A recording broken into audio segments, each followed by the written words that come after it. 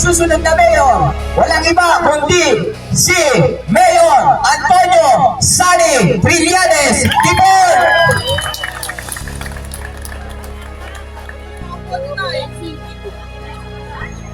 Okay, palakpakan po natin ang ating susunod na mayor, Antonio Sani Trillanes Tipon!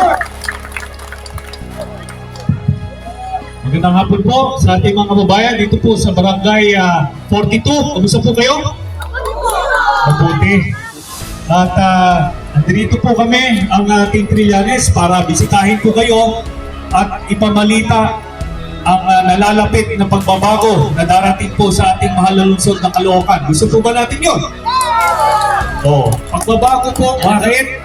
Dahil po napag-iwanan na ang ating lungsod dito po sa buong Pilipinas. Ang Caloocan po ang isa sa pinakamayamang lungsod sa buong Pilipinas. Pero dito po sa atin ang may pinakamaraming mahirap. Yun po ang nakakalungkot dahil ang yaman ng Caloocan po ay pinubuksan ng ilan.